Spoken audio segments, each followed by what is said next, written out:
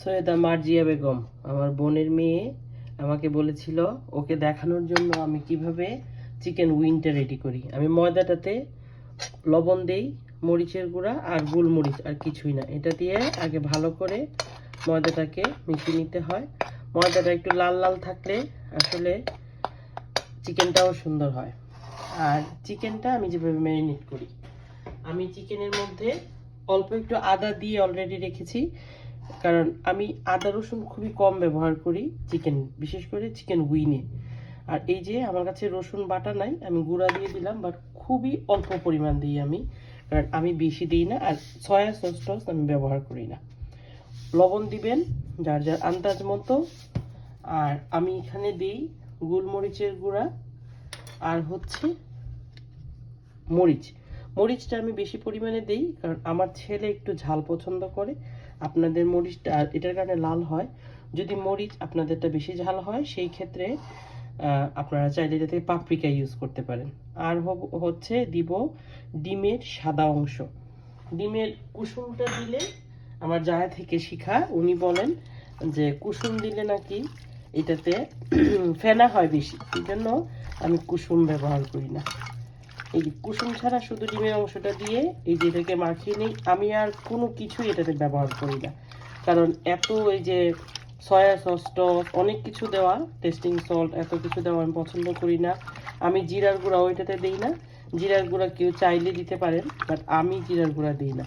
সুইলি, আমি তোমার জন্য এটা বানাচ্ছি, আর তুমি আমার কাছে এটা দেখতে চাই, মানে অনেক আগেও চেয়েছিল, বাট আমি আসলে করে আর করা হচ্ছে না। সুইলি, তুমি যদি ভিডিওটা দেখো, এটা একমাত্র তোমার জন্য, সবার জন্য, বাট স্পেশালি তোমার জন্য। এই যে এটাকে এখন ম্যারিনেট করে রাখতে হবে অ্যাটলিস্ট 1 ঘন্টা। 1 ঘন্টা রাখলে ভালো, বাট এর চেয়ে বেশি রাখলে আরও ভালো। আর এই যে এখানে যে আমি গুঁড়ি করে রেখেছিলাম, আমি এটাতে শুধু এরকম করে একবারই ডিপ করি, এত বেশি না। এই যে এরকম হালকা করে এখন আমি শুধু তেলে দিয়ে দিই। কেউ চাইলে এটাকে একবার পানিতে ডুবিয়ে আরেকবার লাগালে, কোটিং করলে এটা আরো বেশি মোটা হয়, বাট আমি করি না। আমি এই যে স্রেফ একদম হালকাভাবে, এই যে চিকেন উইনে এত করি না আর কি আমি।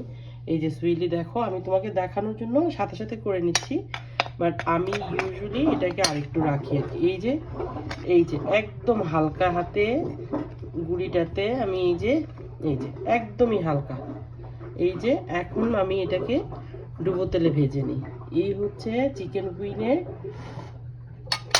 রেসিপি। আশা করি আপনাদের ভালো লাগবে। আমি মশলার ক্ষেত্রে আবার বলে দিচ্ছি, মরিচের গুঁড়া, আদা রসুন বাটা, গোলমরিচ, ডিমের সাদা অংশ, স্বাদ মতো লবণ, দ্যাটস ইট। আমি এটাতে উইংসে কোনো লেবুর রস, সয়া সস আমি কোনো কিছুই ব্যবহার করি না। কেউ চাইলে দিতে পারেন, সয়া সস হেলথের জন্য এত ভালো না, সো আমি সয়া সসটা একটু অ্যাভয়েড করি।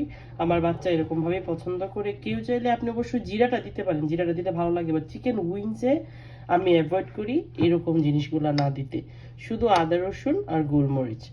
আর এটাতে অবশ্যই ময়দাটাকে একদম সাদা না দিয়ে আপনি ময়দাটাতেও যদি একটু মশলা মিশিয়ে নেন, সেই ক্ষেত্রে উইংসগুলো দেখতে একদম লাল হয়।